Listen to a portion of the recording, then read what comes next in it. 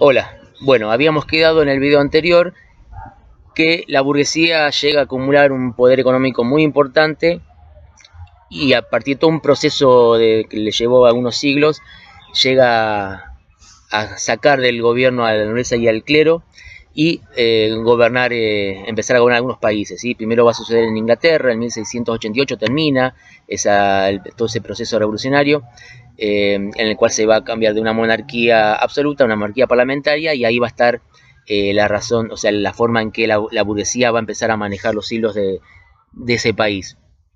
Luego va a suceder en Estados Unidos, ¿sí? Cuando se independizan de Inglaterra, y al mismo tiempo también se está dando esta revolución de independencia en el cual la burguesía estadounidense llega a gobernar ese país.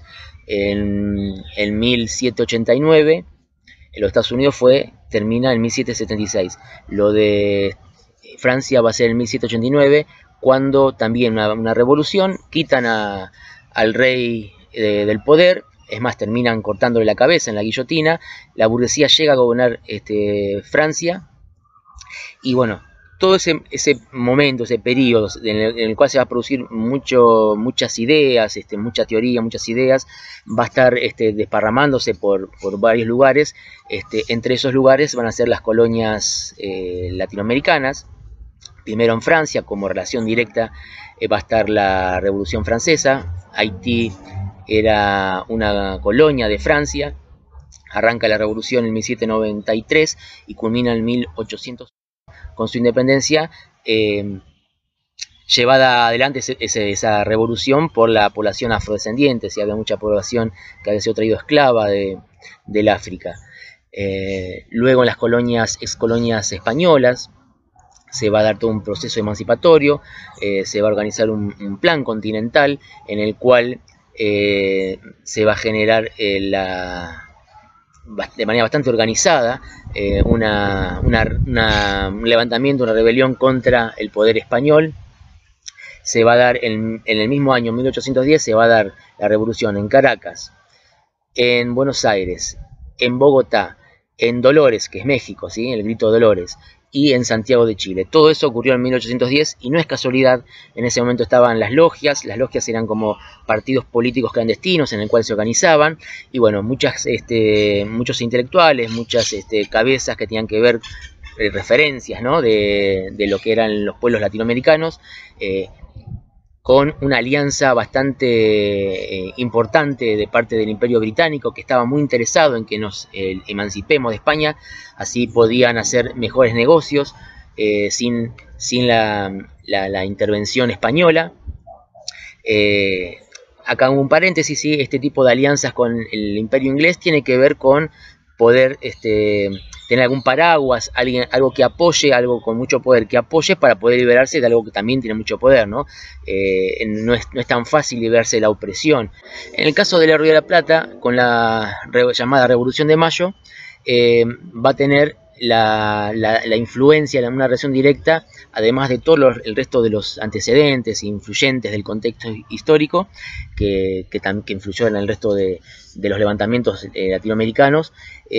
Va a influir muy fuerte las invasiones inglesas. ¿sí? Los ingleses invaden el Río de la Plata, van a invadir Buenos Aires, van a invadir Montevideo en la segunda, ¿no? en 1806 y 1807. ¿Y quiénes van a vencer? ¿Quiénes se van a enfrentar contra el Imperio Británico? ¿sí? Un sector de la élite porteña de Buenos Aires va a estar de acuerdo, va a ver de muy buen agrado ser colonia inglesa, porque con Inglaterra tenían la posibilidad de concretar muy buenos negocios, ¿sí? que ya lo venían haciendo de manera clandestina, ¿no? con un negocio con contrabando, pero bueno, de manera legal podían hacer mucho más negocios. Y otro sector, digamos, si se quiere, de la élite, digamos, o que tienen un rango menor, no tenían tanto poder económico, pero bueno, y el pueblo en general van a presentar una resistencia a esa invasión, y se van a organizar las milicias. ¿sí? Las milicias, a diferencia de un ejército que es profesional, que se entrena, que está para justamente atacar o defender, las milicias es el pueblo en armas. O sea, el pueblo se alista, se organiza para enfrentar esta invasión. Y de todo ese proceso de resistencia y que se va a terminar con la victoria sobre el Imperio Británico, que el Imperio Británico en aquel momento era como decir hoy que nos invada Estados Unidos, ¿no? O sea, una potencia muy importante. Se lo va a derrotar, y eso va a ir fogueando una serie de personas que se van a ir transformando como en cuadros políticos que van a ser determinantes para lo que va a ser la Revolución de Mayo. Primero, ya que la cabeza del pueblo no va a ser la misma, el pueblo va a estar se va a sentir con mucho más fuerzas, ¿sí? Después de haber vencido a la invasión de semejante potencia. Va a llegar un momento donde se va a decir, bueno, si pudimos sacarnos de encima a los británicos, a los ingleses, ¿cómo no vamos a poder sacarnos de encima a los españoles?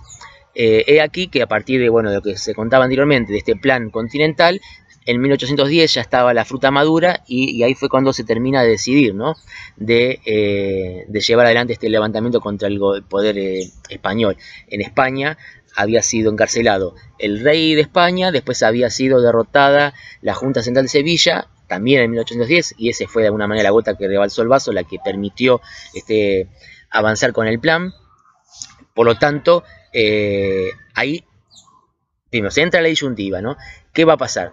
¿Va a haber un cambio de gobierno o se va a producir una revolución? Bueno, ahí hubo personajes muy interesantes, que son las caras visibles, que las podemos ya conocer, Artigas, Belgrano, Mariano Moreno, San Martín. Bien, muchas de estas personas que son parte de este proceso revolucionario tienen un proyecto de país que está vinculado a un desarrollo autónomo, o sea, un país que sea libre, que haya niveles importantes de igualdad, ¿sí? Artigas, por ejemplo, planteaba la reforma agraria, o sea, el reparto de tierras. Belgrano, fíjense que era de una familia que estaba más o menos bien acomodada, si bien no era de las familias más ricas de Buenos Aires, tenía un buen pasar económico, y va a terminar pobre, ¿sí? 1820 muere pobre, con muchas enfermedades debido a todo esos avatares por los cuales pasó, ¿no? Dirigiendo ejército, etcétera, sin tener para pagarle con qué pagarle al médico, donando lo que, digamos, primero él no quiso cobrar lo que le tocaba de sueldo por ser parte de la primera junta. Luego no va a querer, no va a aceptar los honorarios que les van a dar la asamblea del año 13 por vencer en la batalla de Tucumán y de Salta. Lo va a regalar, lo va a donar para que se construyan 4 escuelas, ¿sí? En general ese era el cariz de un sector referente de ese proceso revolucionario, ¿no? Mariano Moreno lo van a envenenar justamente porque tenía ideales de revolución. Entonces estos sectores que solamente buscan un cambio de gobierno, o contra los sectores que dicen, no, bueno, avancemos más allá, que esta revolución sea en serio, va a tener víctimas, y ahí es donde tenemos que analizar el proceso, ¿no? Este proceso que tiene que ver con la Revolución de Mayo. Ideales de igualdad, de libertad, de autonomía, planteaban el plan de operaciones, y distintas propuestas de Belgrano planteaban desarrollar una industria, o sea, dejar de comprar, de importar, y empezar, por ejemplo, a producir las armas, ¿sí? Fabricar las armas. O sea, que había una intención de que no dependamos de otros lugares, sino que haya un desarrollo autónomo. Inclusive no se pensaba el territorio de las 6 colonias como existen hoy, ¿no? De muchos países separados, ¿no? En vez de 20 repúblicas se pensaba en que sea una sola república, ¿no? O sea, estaban esos los ideales, inclusive de Bolívar, ¿no? Que Bolívar sería como un referente venezolano, también, bueno. Había varios referentes que tenían otro proyecto, ¿sí? Un proyecto de unidad, ¿sí? De que no estemos divididos, y de un desarrollo que permita alcanzar niveles de igualdad y libertad importantes. Ahí digamos, podríamos terminarlo con un análisis y tratar de pensar cada uno si esos ideales se han cumplido, y en tal caso, si no se han logrado, intervenir de la mejor manera para llegar a cumplir esos objetivos y otros nuevos que hayan surgido hasta ahora, ¿no? Y podíamos cerrar con una frase que nos dejó San Martín, que decía: hace más ruido un hombre gritando o una mujer gritando que 100.000 callados.